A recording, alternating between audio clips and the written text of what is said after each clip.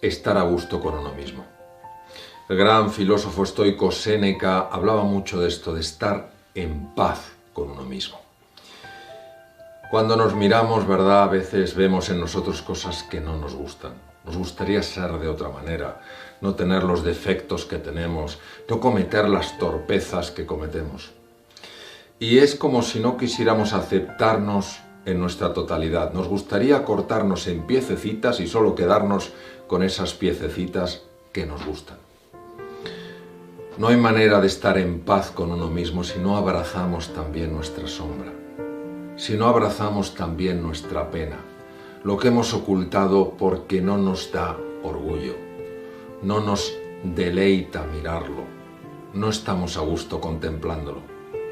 Es parte de lo que somos. Curiosamente, lo que se resiste persiste, lo que se abraza se integra y al integrarse, una nueva luz empieza a alumbrar nuestra vida. Por eso tenemos todos que aprender a estar a gusto con nosotros mismos en la soledad de una habitación. Y cuando veamos cosas que no nos gustan, aceptarlo. Aceptarlo no es resignarse, no es enfadarse, no es frustrarse, es abrazarlo. Es parte también de lo que somos. En el momento en el que integramos nuestra sombra deja de ser un enemigo que lastra nuestra vida y se convierte en un amigo que la propulsa.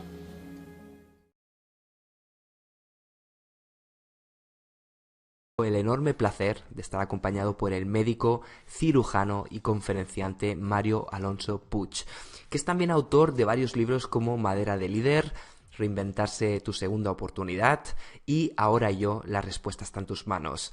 Y estoy seguro que conoces muy bien a Mario Alonso, ya sea porque has leído alguno de sus libros, porque hayas visto o leído alguna de sus numerosas entrevistas en medios de comunicación, o tal vez por sus apariciones en el famoso programa de televisión El Hormiguero, donde tenía una sección junto a Pablo Motos. Y con él vamos a hablar de reinvención y de lo necesario que es reinventarse cuando no estamos a gusto con lo que hacemos, de cómo encontrar nuestro propósito en la vida y encontrar un porqué que le dé sentido a todo lo que llevamos a cabo. Y esta entrevista te puedo asegurar que a mí personalmente me hubiera gustado muchísimo escucharla en otro momento de mi vida en el que quizás sentía que estaba desubicado o que no tenía un rumbo claro, ¿no? Por lo que si tú estás buscando un cambio de chip, te recomiendo escucharla entera. Y bueno, quería preguntarte en segundo lugar, ¿quién es Mario Alonso Puig y cuál es tu background? ¿Quién es Mario Alonso Puig? Pues Mario Alonso Puig es un ser humano en una búsqueda constante para responder precisamente a esa pregunta, ¿quién soy en realidad?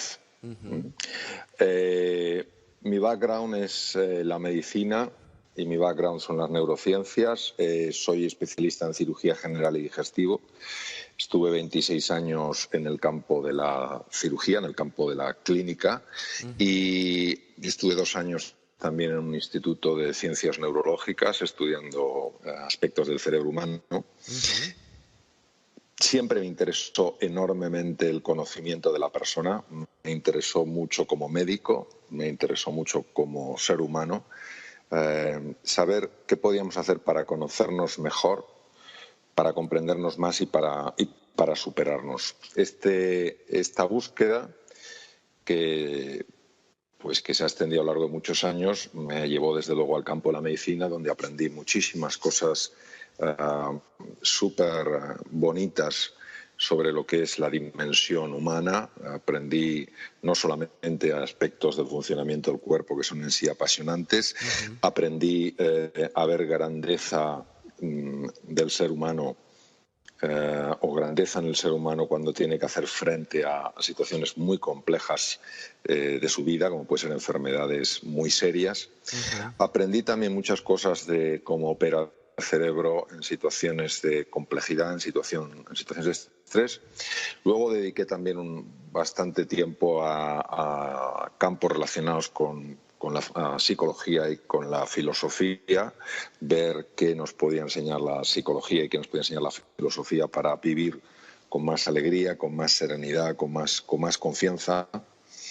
Y digamos que mi curiosidad natural ha ido etapa tras etapa, y a medida que iba cumpliendo años, explorando campos diversos y encontrando que al final, a un cierto nivel, todo está conectado, ¿no? Y el aspecto fisiológico, el aspecto más físico de la persona, está muy conectado con el aspecto mental, Ajá. con la forma en la que los seres humanos procesamos la realidad, y con aspectos verdaderamente sorprendentes, aspectos que tienen que ver con la conexión con todo, ¿no? Con la conexión con la naturaleza, con la conexión con los demás.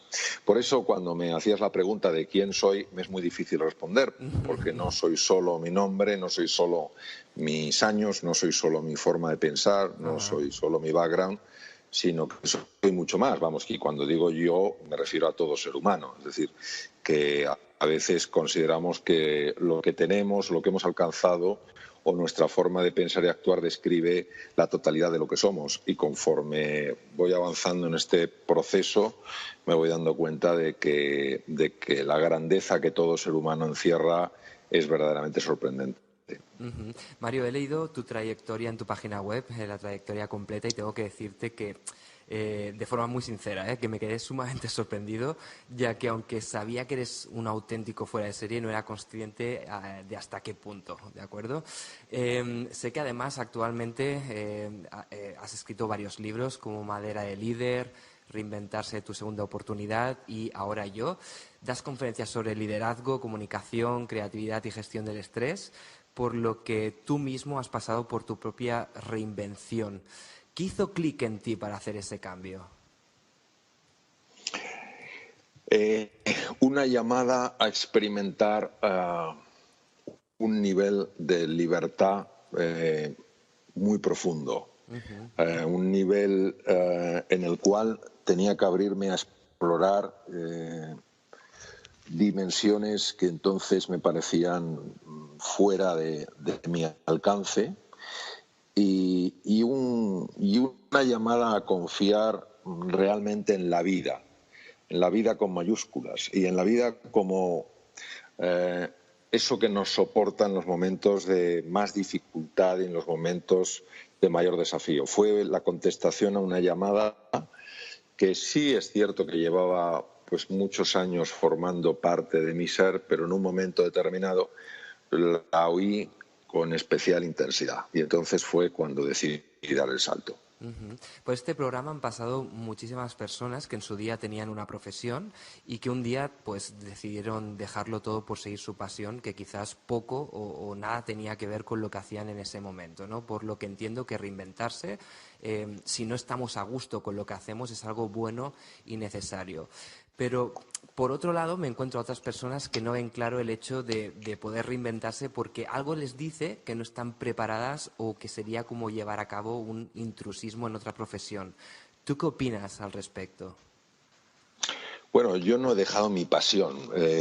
Mi pasión han sido siempre las personas, y mi pasión es la medicina. Ajá. Lo que pasa es que hay distintas formas de ver la medicina. La medicina se puede entender solamente como pues la ciencia y el arte de hacer diagnósticos de enfermedades y ofrecer la mejor alternativa que en ese momento se tenga, sea una alternativa a base de medicación, sea a base de cirugía, sea a base de otros procedimientos. O la medicina puede entenderse también como una aproximación del ser humano en todas sus dimensiones, en su dimensión física, en su dimensión psicológica y en su dimensión espiritual. Entonces, yo sigo siendo médico. La forma en la que ejerzo la medicina es una forma diferente, no tan diferente, porque yo dedicaba ya bastante tiempo en mi época de ejercicio clínico en la cirugía a hablar con mis enfermos. Lo que pasa es que ahora el instrumento fundamental que utilizo no es obviamente ni el bisturí, ni es el portaagujas, ni son las pinzas o otro tipo de instrumental. Ajá. Es la palabra, ¿no? Intentando a través de la palabra, sea escrita, sea hablada, influir positivamente para que una persona realmente entre en contacto con toda la fuerza, toda la grandeza y todo el potencial que tiene en su interior. Entonces, yo he seguido mi pasión. Lo que pasa es que mi pasión me ha llevado por distintos caminos, desde luego algunos de los cuales para mí eran inimaginables. Respecto a lo que comentas, Víctor, sobre personas que se quieren reinventar entrando en otro tipo de profesión y sienten que no están preparados. Sí. Vamos a ver. Yo, en este sentido, diría varias cosas. Primero,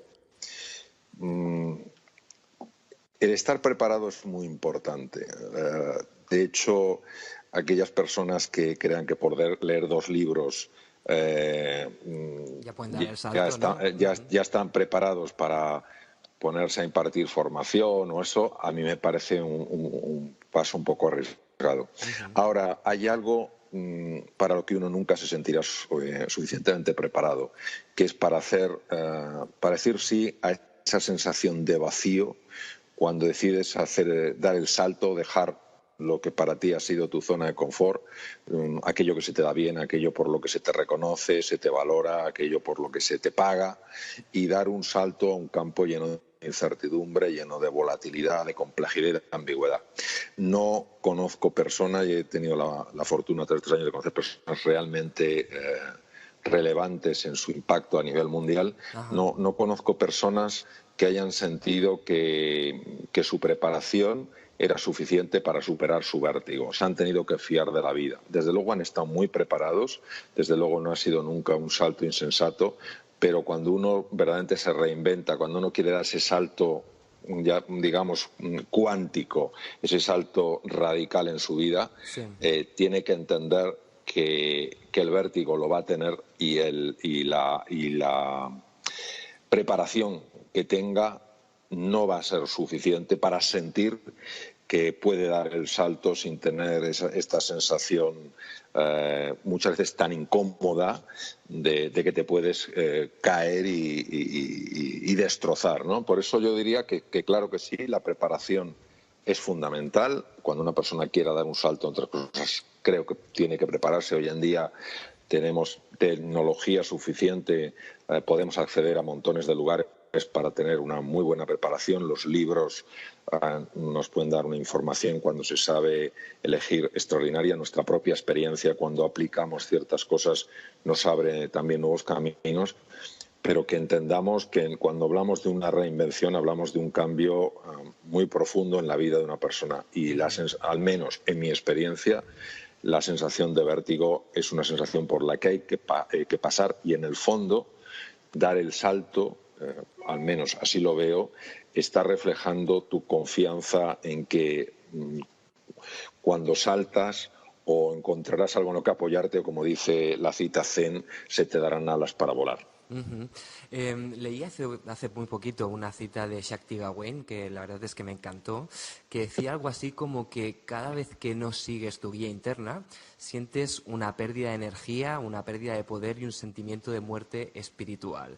Mi pregunta es, Mario, ¿cómo encontramos aquello que llaman el Dharma, ¿no? Nuestro propósito en la vida, que es lo que nos hace saltar de la cama por las mañanas? Porque creo que es una realidad que mucha gente a día de hoy no sabe qué es lo que quiere. Sí, eso es verdad, cuesta mucho. Pues mira, yo te diría que ese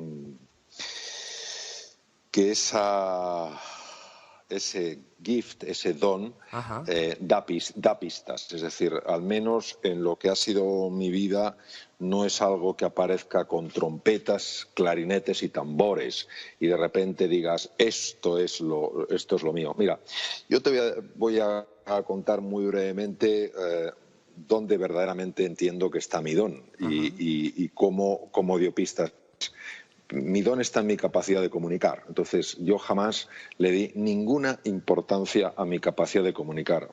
Pero ya me llamaba la atención que cuando era pequeño y contaba un cuento, pues la gente se quedaba realmente absorta.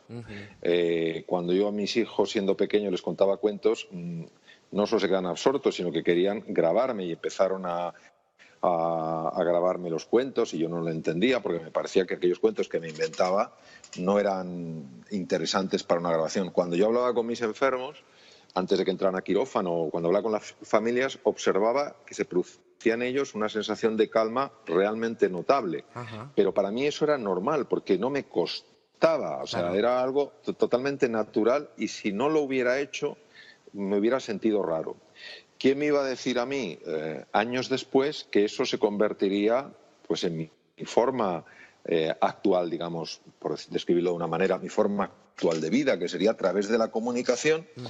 donde tendría mi mayor capacidad de influencia? ¿Qué ocurre? Que hay muchas personas que tienen un talento, que tienen un don, Sí. pero como les es tan natural y estamos acostumbrados a valorar solo aquello que cuesta un montón de esfuerzo, que hay que Vaya. pelear a lo bestia, que hay que tal cual, no acaban de valorar eso. Entonces no creen que eso tenga suficiente interés. Entonces, yo me acuerdo que cuando tenía cierto tiempo libre, tanto en mis estudios de medicina como en el ejercicio de mi profesión, Sí. siempre me dedicaba a leer cosas de superación personal, siempre me dedicaba a leer cosas que tenían que ver con la relación mente-cuerpo. Por eso era como una parte que yo integraba de forma, pues me parecía bastante normal en el campo de la medicina, y sin embargo era una cosa que estaba buscando su propio espacio para en un momento determinado llevarme a otro nivel, ¿no? Entonces yo diría eso. En primer lugar, creo que hay que entender que toda persona tiene un don para algo, Ujú. y que ese don, cuando tú lo tienes, no sabes que es un don, pero los demás ven que es un don. Y que precisamente porque es natural en ti, porque fluye, no sueles darle importancia. Cuando yo hablo de este tema con algunas personas en los programas y tal y cual, lo que les digo es estar atento a aquello que se os da de forma naturalmente bien, que es como si surgiera sin esfuerzo y que os produce además una sensación enorme de disfrute. Yo me quedaba sorprendido cuando algún compañero mío en medicina, afortunadamente han sido pocos, pues encontraban que hablar con los enfermos era algo francamente aburrido y tedioso, y para mí era algo profundamente agradable, porque yo notaba cómo ellos se tranquilizaban, cómo ellos se ilusionaban, cómo ellos iban a quirófano con otra actitud, ¿no? Entonces, eso es lo que yo creo que es realmente importante, prestar atención a eso que de manera natural se te está dando bien y que te gusta especialmente.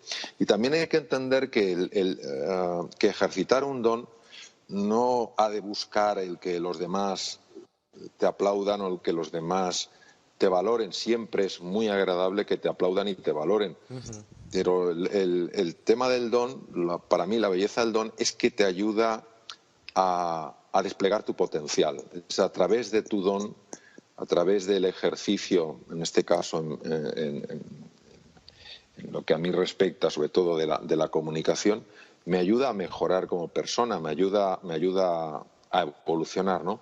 Ahora, es verdad, Víctor, y así lo he vivido, Sí. que el don curiosamente es muy sutil, y creo que es muy sutil y a veces es difícil de escuchar, porque hemos perdido mucha conexión con la dimensión profunda de nuestra existencia. Realmente no conectamos con esa fuerza que se suele, pues, mencionar como la fuerza del corazón. Y Ujú. claro, esto es como si estamos escuchando una orquesta, hay un hay un músico que está tocando con un violín Stradivarius, que es un instrumento que puede valer 2 o 3 millones de euros, y por supuesto no se venden porque nadie los quiere vender. Ujú. Pero claro, estamos tan ensimismados con los platillos, con los tambores, con las trompetas, con tal cual, que desconectamos con ese sonido sutil que es el sonido del violín. Y por eso creo que en el trabajo para descubrir el don, una de las cosas más importantes es la meditación, es decir, el entrar en silencio, entrar en el vacío y Sí. conectar con aquello que está más allá del ruido, más allá de la vorágine, más allá de las prisas. Como esto es una cosa que muchas personas lo interpretan como una pérdida de tiempo, pues claro, no es fácil captar metafóricamente ese sonido del violín Stradivarius si no hacemos ese esfuerzo de ir más allá del ruido de los trombones, del ruido de las trompetas, ¿sabes? Entonces, yo creo que aquellas personas que verdaderamente sí están buscando su don de una forma seria y de una forma comprometida, antes o después lo acaban encontrando. Sí. ¿Es cuando encontramos ese don, cuando se acaba la insatisfacción y ese sentimiento de vacío? Porque hay gente que hace lo que hace sin saber por qué lo hace.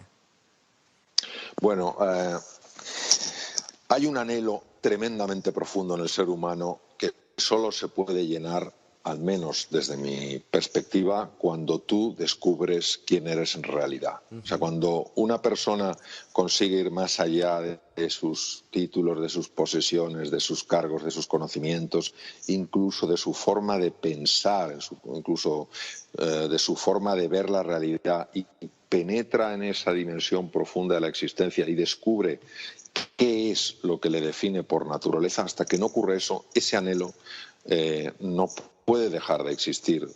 Yo lo explicaría de la siguiente manera. Imaginemos que en un momento determinado hemos experimentado una dicha, una alegría, una serenidad, un entusiasmo fuera de lo normal.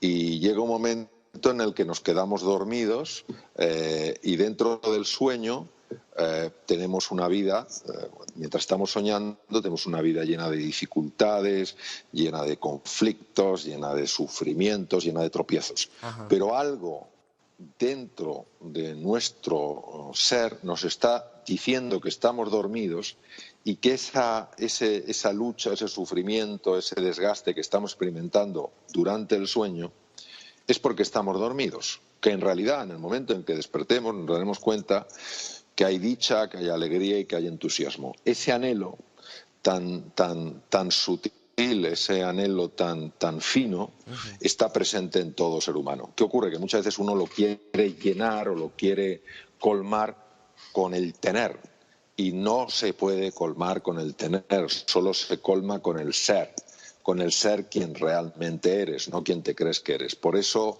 el anhelo profundo que todo ser humano, sin excepción, tiene, lo que nos pide, al menos desde mi experiencia, es que despertemos de la pesadilla, despertemos del drama del sueño y nos demos cuenta pues, que en la vida pasan cosas, que duelen, que en la vida pasan cosas difíciles, pero como decía una queridísima amiga mía, María de Villota, la vida es un regalo. Entonces, hasta que uno no se da cuenta de que verdaderamente la vida es un regalo, a pesar, digo, de tropiezos, dificultades, dolores y cosas que hacen que lo pasemos mal, hasta que no tengamos este sentido profundo de gratitud, creo que no podremos haber colmado ese anhelo.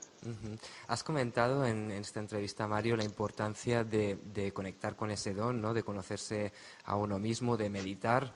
Y de hecho también he escuchado en muchas de tus entrevistas lo conveniente que es pararse a reflexionar, ¿no? Para conectar contigo mismo y demás. Y muchos de nosotros vivimos presos del ajetreo en el día a día y casi en piloto automático. ¿Cuál es tu propuesta para pasar del piloto automático a tomar conciencia? Yo creo que uno pasa del piloto automático a tomar conciencia cuando está harto de estar harto, ¿sabes? Cuando uno se da cuenta, vamos a ver, nosotros vivimos en piloto automático porque pensamos que no hay otra forma de vivir. Ajá. Así de claro. O sea, nosotros vivimos en piloto automático porque pensamos que solo cuando se vive en piloto automático uno es eficiente, uno es creativo, uno logra cosas, etcétera, etcétera. Sí. Esto es como el pez. El pez no sabe que está dentro del agua hasta que le sacan de ella. Pues nosotros andamos dentro del agua pensando que no hay más mundo. Y entonces decimos, bueno, pero no hay más mundo que el mundo de las prisas, no hay más mundo que el mundo de estar en 27 cosas a la vez. Y realmente eso es lo que nos ocurre.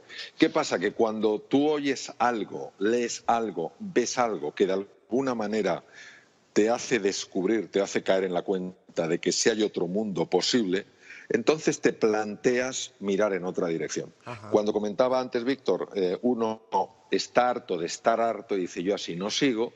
Pues, por ejemplo, la persona que después de prisa para aquí, prisa para allá, angustia para aquí, angustia para allá, le da un infarto y es una persona a lo mejor muy joven y dice, pero ¿cómo es posible que esto me pase? O es una persona que tiene pues resuelto su tema económico, pero ve que sigue queriendo más y más y que se sigue angustiando pues porque porque no tiene todo lo que quiere tener cuando en realidad ya tiene mucho. Entonces, ese caer en la cuenta, eso que me gusta llamar insatisfacción inspiradora, es lo que hace que una persona se pare. ¿Qué ocurre? Que da mucho vértigo porque hemos cogido mucha inercia. Entonces, da mucho vértigo pararse porque uno piensa que pararse es el fin. No, ¿qué va? Hoy sabemos que la desaceleración de una persona reequilibra el sistema nervioso central, lo sabemos, está demostrado. Las personas que, por ejemplo, consiguen pararse unos minutos, relajarse, centrarse en el presente, no dejarse capturar por los pensamientos, sabemos, ha sido muy ampliamente documentado, que empiezan a producir cambios muy valiosos en el cerebro, cambios que tienen un impacto en la creatividad, en la capacidad de aprendizaje, en la capacidad de comprensión y en la capacidad de prestar atención. Hay que tener en cuenta que cada vez hay más síndromes de déficit de atención en adulto y en niño. Sí.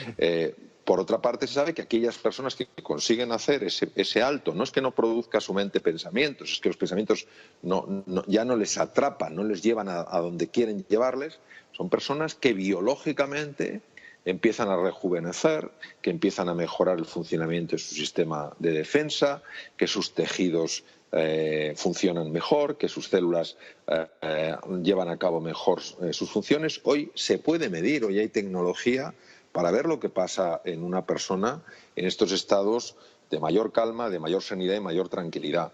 ¿Qué pasa? Que es tan contraintuitivo que desacelerar es lo que te permite luego ir más deprisa, que vuelvo a decirlo, solo aquellas personas que de alguna manera se sienten inspiradas por algo que leen, por algo que escuchen, ojalá tu programa, por algo de este tipo, se paran y dicen, oye, me voy a tomar esto en serio. O aquellas personas que llega un momento en que dicen, ¿y todo esto para acabar en la cama de un hospital con un infarto a los 35 años, a los 40 años? ¿Todo esto para que mis hijos no sepan quiénes son? ¿Para que no sepan quién soy? ¿Para que no tengamos un vínculo? Todo esto para eso. Y entonces en ese momento dice uno, esto no puede seguir así. La zona de confort es una zona con un gran poder gravitacional y para encontrar esa palanca que nos saque de ahí, yo creo que es a través de la inspiración o a través, a veces, de tocar fondo. Y además, Mario, somos perezosos, ¿no? Porque ya sabemos lo que tenemos que hacer, porque nos lo han dicho muchas veces, y algo tan sencillo o no como sentarse a reflexionar es algo que vamos postergando y postergando y que nunca hacemos. ¿Por qué sucede eso si sabemos lo que tenemos que hacer y no lo acabamos haciendo nunca? Porque la sabiduría nunca está en el saber, está en el saber hacer. Y entre el saber y el saber hacer hay un paso muy grande que implica profunda motivación, profundo compromiso, persistencia y paciencia. Y no es un camino cómodo, es un camino muy poco cómodo. Entonces, claro, esto es como todo. El agua tiende a ir por los canalillos facilones, por donde va cuesta abajo. Pues lo mismo, el ser humano su tendencia es ir a lo fácil, a lo que promete mucho, pero luego no da nada. El trabajo en el sentido no de ese esfuerzo tremendo, sino la persistencia, el compromiso, la paciencia y la determinación para ir llevando a cabo ese trabajo interior, pues no todo el mundo está dispuesto a hacerlo. Entonces, claro, es como todo. El agricultor que no prepara la tierra, el agricultor que no siembra y el agricultor que no riega, no puede esperar una cosecha de la tierra. Pues pasa lo mismo, es decir, si nosotros no cuidamos nuestro jardín interno, tampoco podemos esperar a que produzca grandes cosas, pero no porque potencialmente no pueda producirlo, que potencialmente está hecho para eso. Claro. Lo que ocurre es que, claro, hay que dedicar ese trabajo a hacerlo y es más divertido pues quedarse enganchado en un programa determinado de televisión, es más divertido a lo mejor hablar de cosas totalmente insustanciales, es más entretenido evadirse, ¿no? Pero claro, esto es como todo tiene sus consecuencias. consecuencias. Y la persona que hace trabajo interior no tiene por qué ser una persona ni mucho menos aburrida y estar todo el día hablando de cosas ultraserias. No, de hecho, yo pienso que al menos así lo veo, que el trabajo interior te ayuda a estar más alegre, a estar más entusiasmado y a vivir más plenamente la vida. Ahora, es un camino que, como el camino del liderazgo, no todo el mundo está dispuesto a entrar por él y es perfectamente respetuoso respetable que no quieran, es su opción personal. Ajá, claro. Veo, Mario, que tenemos cierta tendencia a repetir los mismos patrones de conducta situación tras situación y quizás me equivoco, pero creo que cuantos más años pasan, más difícil es hacer un cambio de conducta. ¿Cómo se hace ese cambio? ¿Cómo se cambia la conducta de una persona? Para mí la única forma de poder cambiar de manera estable una conducta es que esa persona aprenda a mirar de forma diferente la realidad.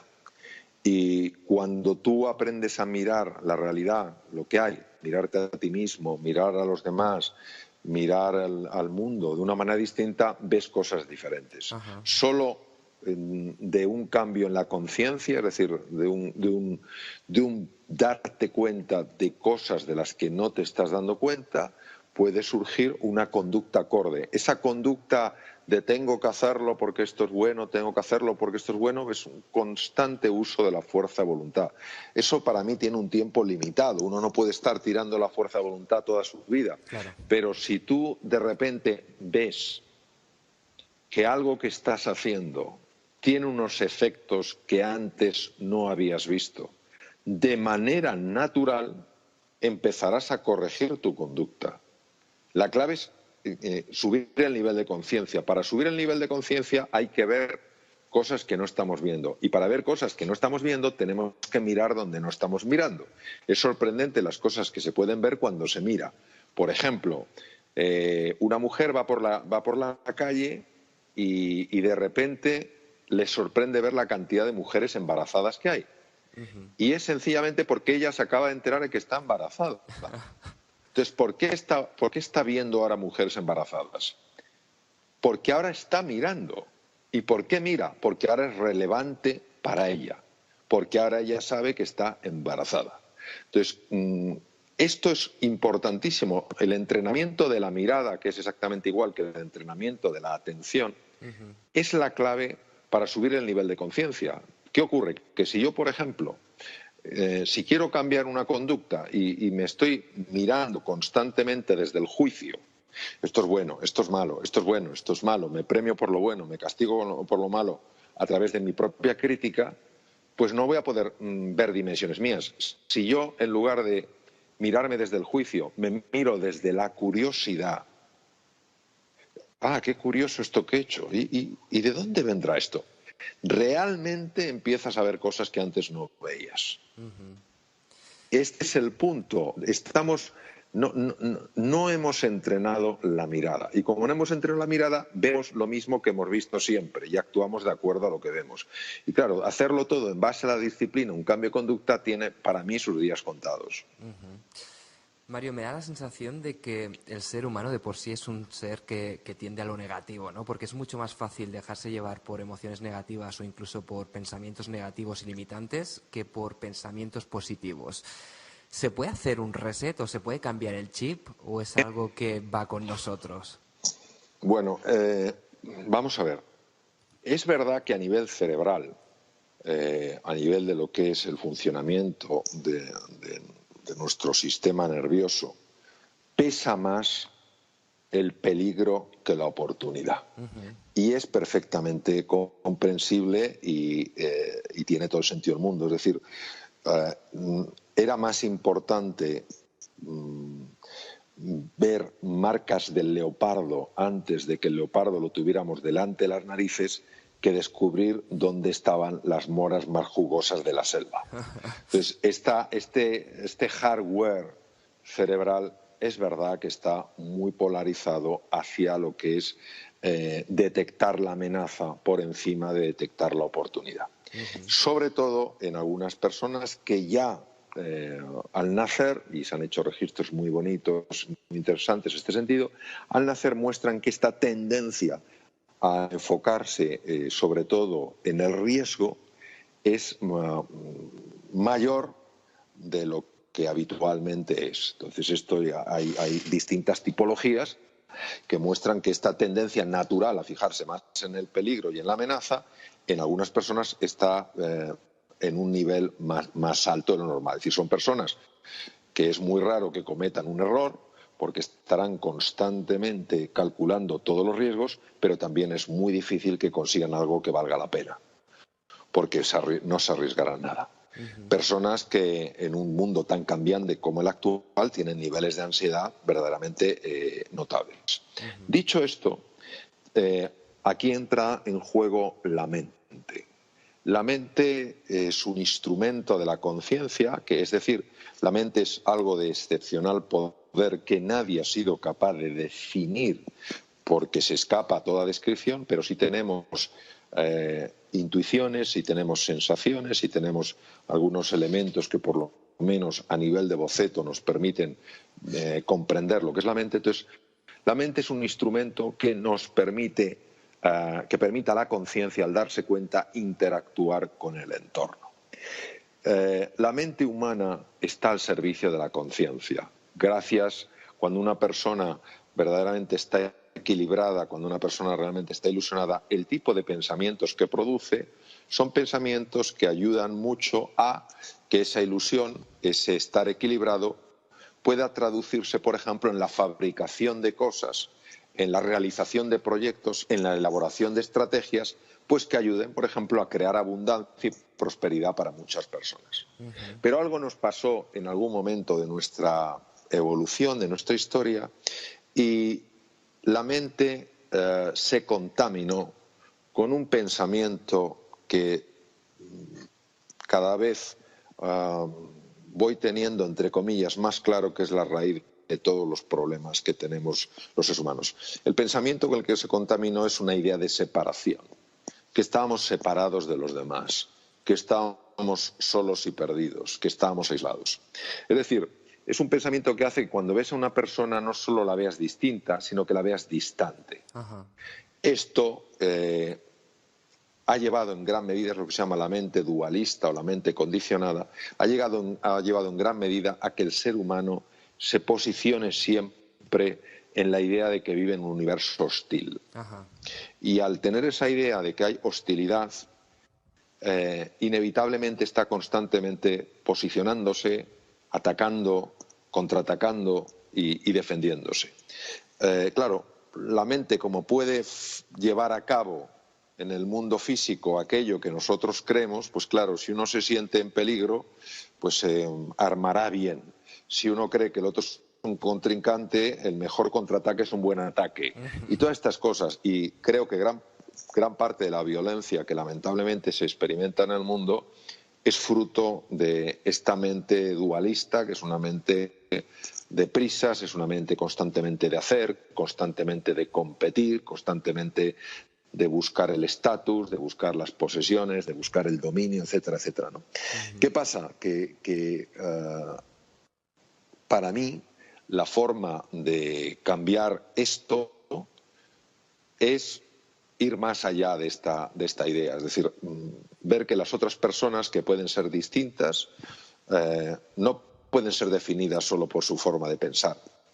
Hay personas que tienen un corte político y hay otras que tienen otro. Hay unas que tienen un corte educacional y otras tienen otro. Pero la persona es mucho más que su corte político, la persona es mucho más que su tema educacional.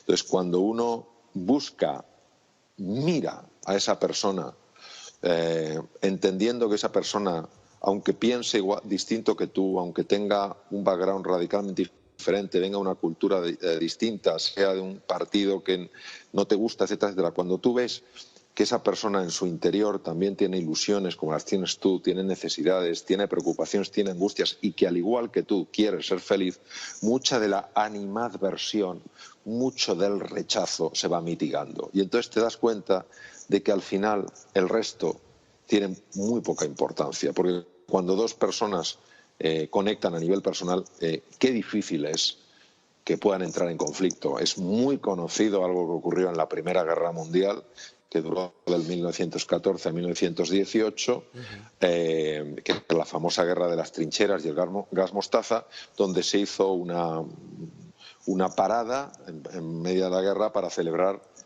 bueno, porque era la época de la Navidad, y entonces había unas trincheras de franceses enfrente de unas trincheras de alemanes, que eran enemigos, por supuesto, y habían estado disparándose antes. Entonces, como se hizo ese armisticio, que sabemos que hoy en día se sigue haciendo, se hizo ese armisticio, los de las trincheras de un lado y del otro se acercaron y se conocieron. Wow. No hubo manera después de que se trataran como enemigos. Qué bueno. No hubo manera, no, eran incapaces de dispararse. Entonces, mayor separación que eso, no solo son de distintos países, sino son enemigos mortales. Y sencillamente conocerse a nivel personal diluye esas animadversiones, diluye esos miedos.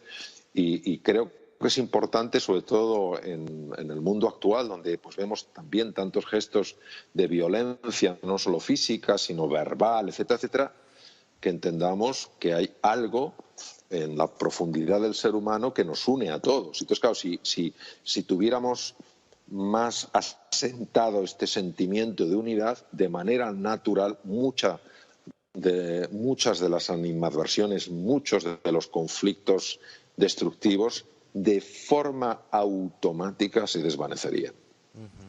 Por lo que has venido explicando, Mario, veo que en general somos grandes anticipadores y tenemos como mucha tendencia en anticipar siempre pensando en negativo, ¿no? Quizás debido al miedo, ¿no?, que comentabas, más que anticipar en positivo y de forma pues planificadora para afrontar nuevos retos. ¿Significa eso que la mente no ha evolucionado todavía lo suficiente para anticipar de forma, digamos, funcional? Yo creo que las personas hemos avanzado muchísimo tecnológicamente, por supuesto, de eso no cabe duda, que la tecnología hoy en día es la locura, pero creo que hemos avanzado muy poco psicológicamente. Es decir, sigue habiendo un profundo egoísmo en nuestro corazón, sigue habiendo una profunda envidia en nuestro corazón, sigue habiendo una profunda violencia en nuestro corazón. Y eso inevitablemente se expresa en mayor o menor medida. En algunas personas saldrá más, en otras saldrá menos. Y esa falta de evolución es debido precisamente, siempre desde mi perspectiva, desde mi experiencia, a que seguimos atrapados en un modelo mental que no funciona. Un modelo mental que sí funciona para construir cosas, para avanzar tecnológicamente, pero un modelo mental que no funciona o no funciona lo suficientemente bien para unir personas. ¿Qué ocurre respecto de lo que tú comentas, Víctor, de la anticipación? Anticiparse es siempre importante, pero lo que realmente transforma la existencia es llevar tu mejor versión a cada momento del presente.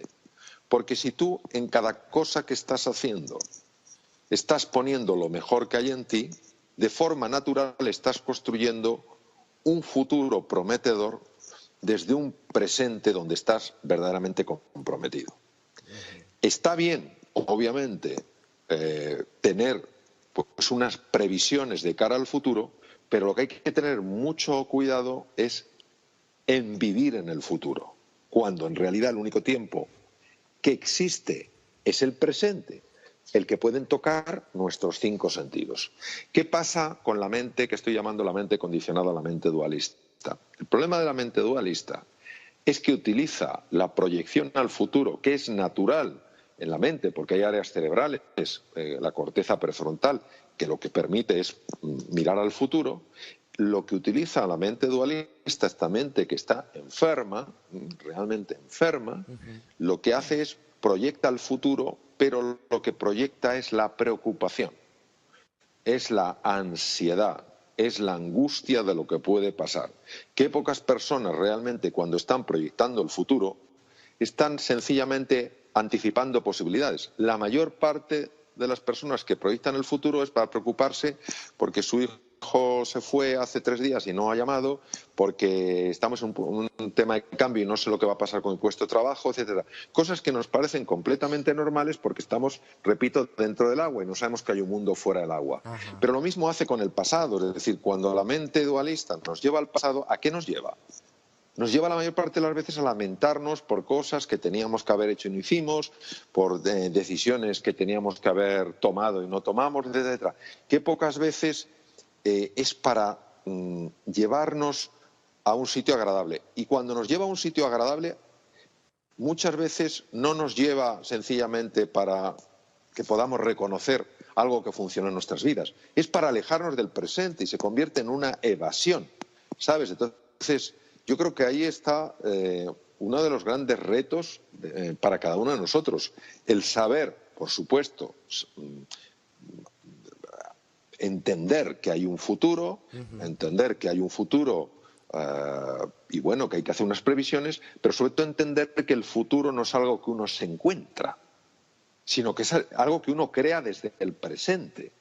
Y claro, eso lo que lleva a la fuerza, lo que lleva a la acción, lo que lleva al compromiso es al presente. Y cuando la mente te intente llevar, anda, que si esto sale mal, tú vas a hacer en ese momento las cosas lo mejor que sabes hacer. Y se va abriendo un camino, ¿no?, que es un camino mucho más inteligente que el que la mente dualista puede hacer. Porque la mente dualista lo que nos intenta hacer ver es que es lo único que hay y que es lo único fiable para nosotros. No, no. La verdadera esencia del ser humano está mucho más allá de la mente. Por eso hay momentos, y todos hemos experimentado, donde sale una inteligencia natural que fluye, que es de la que habla tanto el psicólogo Mihaly Csikszentmihalyi de Chicago, con su famoso flow, el fluir. De manera natural te sale una forma de hacer las cosas tan sumamente inteligente, tan sumamente creativa, que dices, pero ¿esto de dónde ha salido? Si este no soy yo. Claro, que ese eres tú, ese eres el verdadero tú. Lo que pasa es que como vivimos dormidos, nos pensamos que somos solo lo que, pues eso, lo que es este pensamiento automático y esta mente dualista nos dice que somos. Mario, he leído varios artículos acerca de la conexión entre nuestras emociones y nuestra salud, es decir, cómo se relacionan nuestras emociones con algunas enfermedades. ¿Se puede enfermar de rabia o de miedo? Pues mira, te voy a poner un ejemplo clarísimo. Conozco una persona que en un momento de intensísima rabia, de repente perdió la vista por un ojo. Wow, ¿en serio? Inmediatamente se asustó, claro, como no se va a asustar, se fue corriendo a urgencias, desprendimiento de retina. La vez que me lo contó ya llevaba 13 operaciones. Ostras.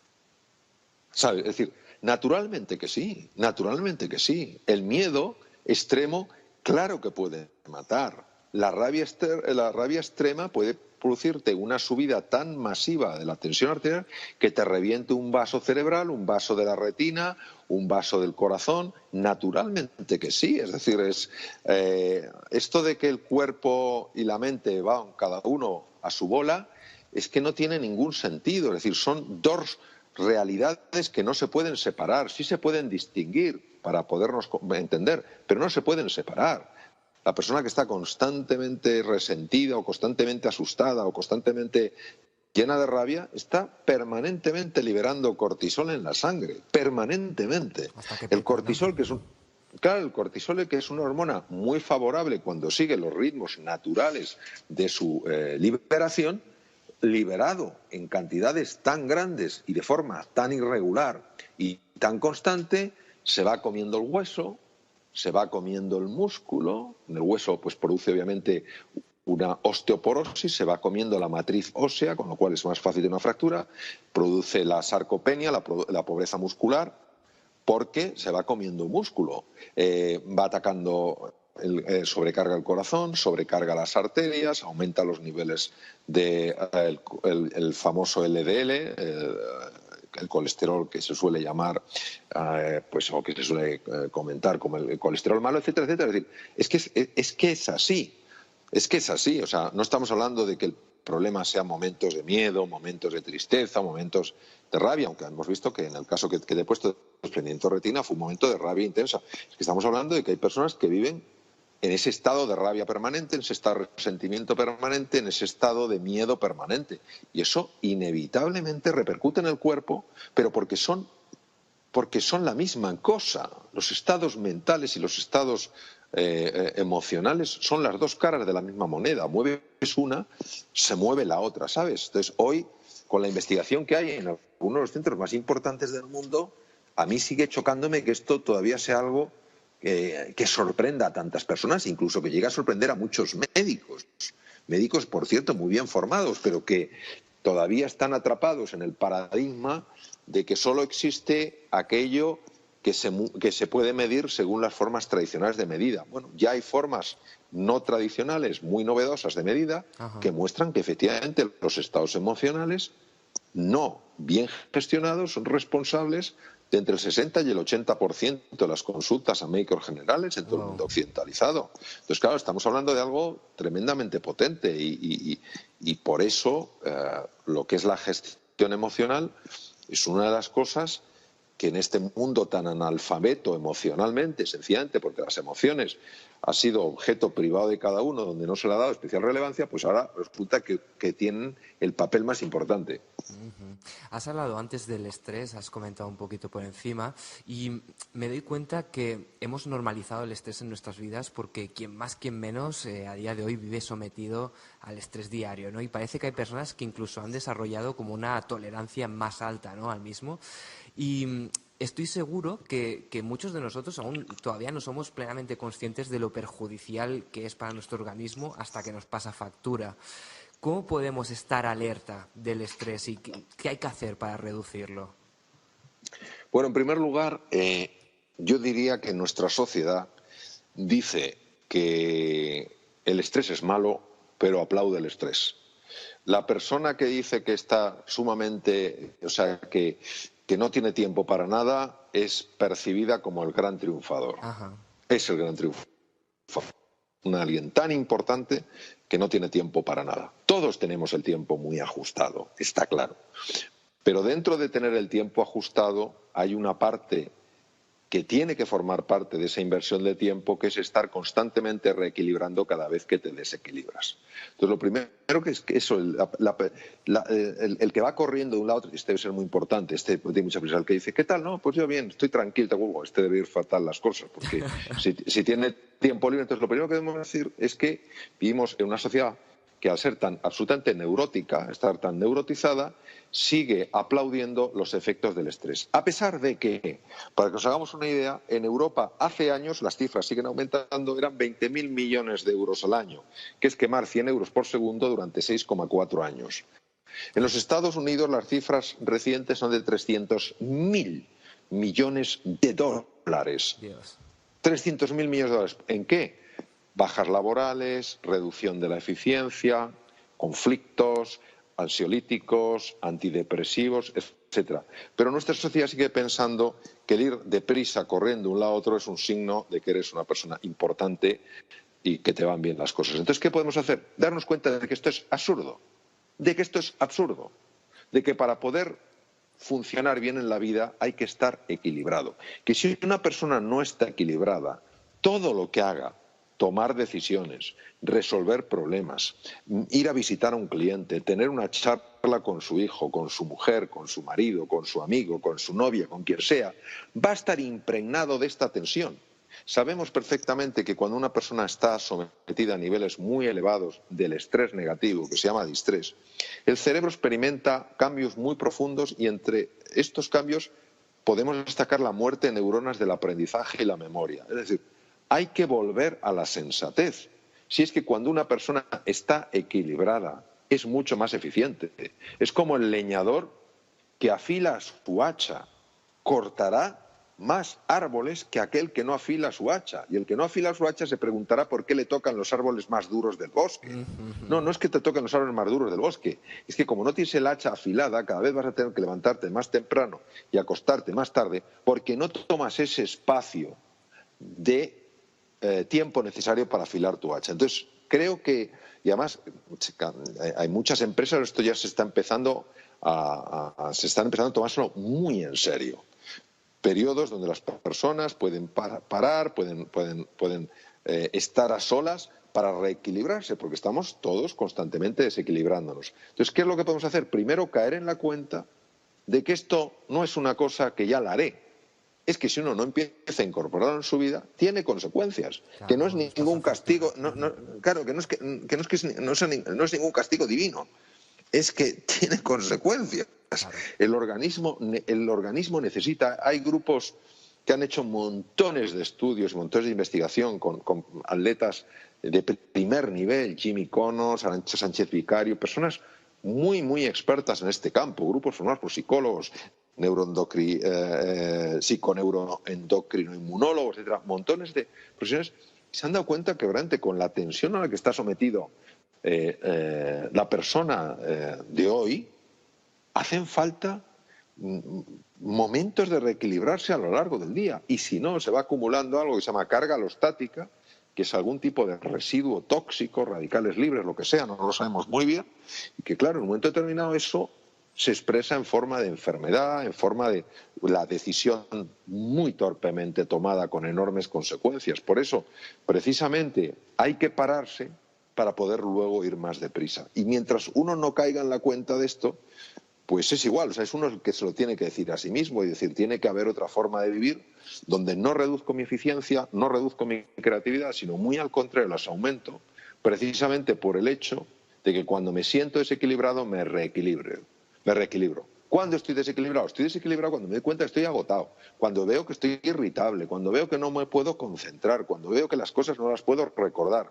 Eso lo que está mostrándote es que el cerebro está sufriendo intensamente los efectos negativos del estrés, de lo que se llama el distrés. Entonces, en ese momento que tú reconoces en ti que estás irritable, que es que no consigues concentrarte, que es que lo que acabas de leer se te ha olvidado, que todo te distrae, en ese momento dices, tengo los instrumentos desajustados, y coges y te haces unos minutos de meditación o te vas a dar un paseo por la calle o cierras los ojos y escuchas un poco de música, Ajá. porque todo lo que hagas a partir de ese momento, si no te has equilibrado, llevará la marca de la falta de claridad mental, de la falta de serenidad, de la falta de confianza y de la falta de cooperación. Eso no quiere uno llevarlo a las decisiones, no quiere llevarlo a las relaciones con los hijos, ni a las relaciones con los clientes, ni a ningún lado. Entonces, ese caer en la cuenta de que nos desequilibramos todos y que lo que tenemos que hacer es reequilibrarnos,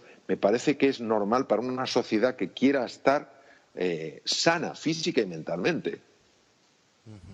Has mencionado antes en la entrevista, Mario, has hablado brevemente sobre el reconocimiento, ¿no? Que creo que es algo que motiva a muchas personas y muchas veces ligamos el reconocimiento con el éxito y parece que el éxito no es éxito si no hay reconocimiento. ¿Por qué reconocernos a nosotros mismos, nuestro propio éxito, no es suficiente para nosotros?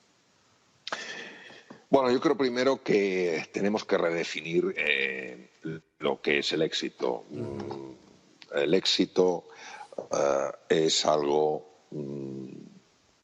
muy personal de cada uno. Hay gente que son tremendamente idolatrados por un montón de personas y que en su interior están hechos polvo.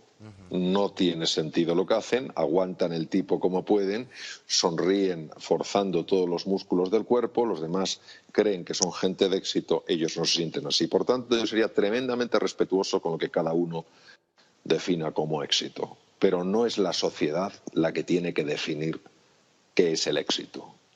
Es verdad que la sociedad premiará unas cosas y no premiará otras, pero el que tú lleves una vida feliz no puede depender de lo que la sociedad premie o no premie, porque la sociedad tiene un montón de cosas estupendas, pero en esto de entender a las personas está todavía en párvulos. Respecto al tema de por qué es tan importante el reconocimiento.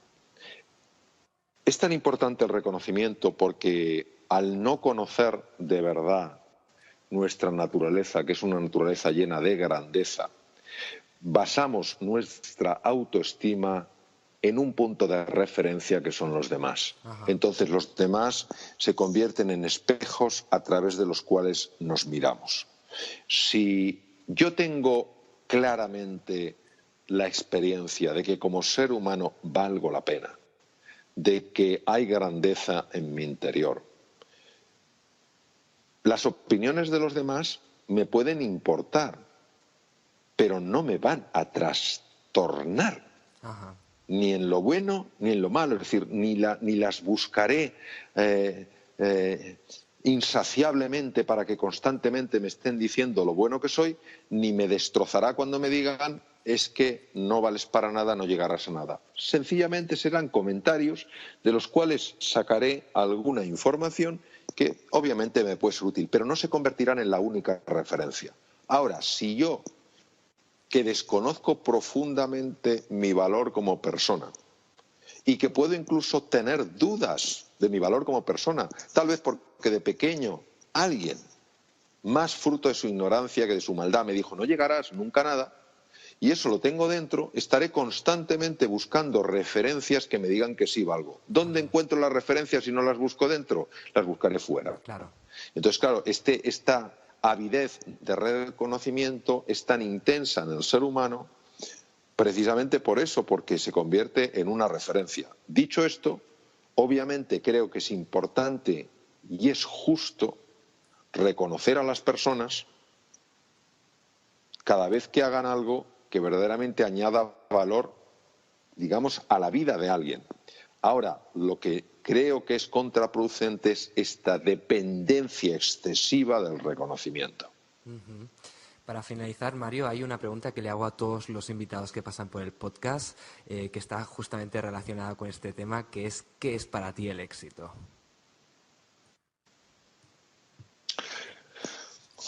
Para mí el éxito es decir sí a la vida, cueste lo que cueste. Wow. Me gusta mucho. Eso es el éxito para mí. Eso es el éxito para mí. Uh-huh. ¿Dónde te encontramos, Mario? Hoy en Madrid.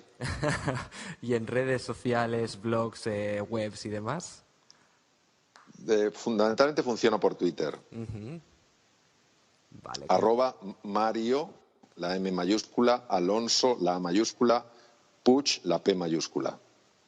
Estupendo. Ponemos un enlace allí. Página web, ¿escribes artículos en el blog? ¿Sigues escribiendo? No, porque como tengo el tiempo muy ajustado, Ajá. la parte que escribo la dedico fundamentalmente a preparar artículos y libros. Bueno, pondremos un enlace a tu Twitter para que toda la gente que está escuchando esto pueda seguirte en esa red social en concreto. Y nada, hasta aquí la entrevista, Mario. Ha sido todo un privilegio tenerte en el podcast. Quiero agradecerte muchísimo tu predisposición y este rato que has pasado con nosotros y te deseo muchísimo éxito. Muchas gracias, Víctor. Ha sido un momento también muy agradable y ojalá pues la conversación tan bonita que hemos tenido, por lo menos la conversación que he disfrutado yo tanto, pues pueda servir para que las personas que te siguen a través del podcast pues puedan un poco caer en la cuenta de lo mucho que valen, y cuando uno cae en la cuenta de lo mucho que vale, tiene la responsabilidad de hacer algo para desplegar ese potencial y generar prosperidad alrededor. Sin duda alguna, Mario. Muchísimas gracias. Te mando un fuerte abrazo. Igualmente un abrazo, Víctor. Hasta luego.